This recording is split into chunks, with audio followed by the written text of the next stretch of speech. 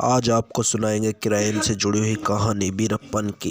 कि वीरप्पन बहुत बड़ा आतंकी था एक ज़माने में। भारत सरकार की नाक में भी उसने दम कर रखा था। करोड़ों अरबों रुपए खर्च हुए उसको पकड़ने पर, फिर भी हाथ बहुत मुश्किल से आया। और जो भी जाया करता था जंगल के अंदर, वो उसके लिए मौत के घाट उतार दिया करता था।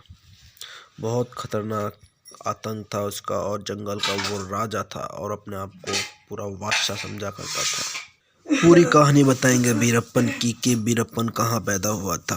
वीरप्पन का जन्म 18 जनवरी 1952 को पीनाथम गांव में हुआ था, और वो बचपन से ही 18 साल की उम्र में ही एक गिरोह में शामिल हो गया। और धीमे धीमे उसने उस गिरोह में शामिल होने के बाद सारे अपने गिरोह के आदमियों को ख़त्म कर दिया और कुछों को अपने साथ में शामिल कर लिया। वो चंदन तस्करी का काम करता था, और 2000 से ज़्यादा उसने हाथियों को मारकर उसके दांत वगैरह बेच दिए, और वो बहुत बड़ा नाम बन चुका था।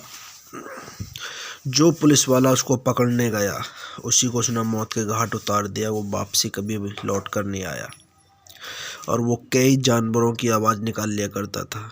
इस वजह से वो बहुत आसानी से बच भी जाया करता था, क्योंकि लोग सोचते थे पता नहीं कोई जानवर है, और उनको ये नहीं पता रहती थी कि ये वीरप्पन है। उन्होंने बहुत ही पुलिस वालों को मौत के घाट उतार दिया। 14 अगस्त 1952 को उसने 2 पुलिसकर्मियों की हत्या कर दी, जो कि बहुत बड़े अफसर थे।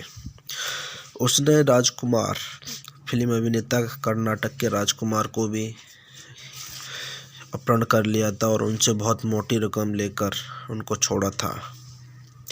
गांव के अंदर उसकी छवि अपने में एक हीरो वाली थी, और वो क्योंकि गरीबों की मदद किया करता था, बहुत ज़्यादा पैसे बांटा करता था, इसलिए कि कोई उसे पकड़वा ना सके। कुछ लोगों को उसने मारा भी इसलिए कि उसकी मुखबरी कर दिया करते थे। जिसकी मुखबरी कर दिया करते थे उनको वो जिंदा नहीं छोड़ा करता था। गांव के अंदर एक भगवान वाली उसने छवि बना ली थी, क्योंकि लूटना लोगों से और गरीबों में बांट देना। एक बार वीरप्पन पकड़ा भी गया था 1986 को। तो जब 1986 को वीरप्पन पकड़ा गया तो उसने 1 लाख रुपए दिए पुलिस वालों को, और वहाँ से फरार हो गया। फरार होने के बाद फिर से आतंक। उसने फिर एक लड़की से शादी की, जिससे 1991 में मुत्तुलक्ष्मी से, और उसकी 3 बेटियां भी पैदा हुई थी। और एक बेटी उसने अपनी, जब उसके लिए छापा पड़ रहा था पुलिस से, तो उससे डर के मारे कि पकड़ा नहीं जाऊं, इसलिए उसने सर मार के पत्थर में वो मार दी थी। उसके लिए कर्नाटक संगीत का बहुत बड़ा शौक था, और वो भी अपने आप को समर्पण करने के बाद फूलन देवी की राह पर चलना चाहता था। कि जैसे फूलन देवी संसद में पहुंची है, मैं भी एक संसद में पहुंचूं। अपनी मूँछों से उसे बहुत लगाव था, और लंबी मूँछें बहुत पसंद थी उसके लिए। और वो एक काली माँ का मंदिर भी बनवाया था उसने।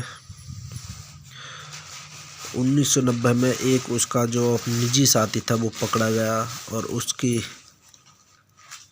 सूचना मिली कि वो इस थाने में है, इसलिए वो थाने में जाकर उसने बहुत सारे पुलिसकर्मियों की हत्या कर दी, एक साथ मौत के घाट उतार दिया। मौत के घाट उतारने के बाद ये सिलसिला जब भी रुका नहीं, चलता रहा आगे तक। फिर उसकी पत्नी 1993 में मुत्तुलक्ष्मी पकड़ी गई। उससे बयानबाजी करी। पुलिस ने पूछा कहाँ रहता है, कैसे रहता है, और बताया कि उसकी बेटी भी उसने खुद ही अपने हाथों से मार दी। तो उसका दिल पसीज गया, और थोड़ी थोड़ी वो सूचना देने लग गई। फिर वो टाइम आया 18 अक्टूबर 2004 को उसका इनकाउंटर हो गया। अगर कहानी अच्छी लगी तो लाइक करो।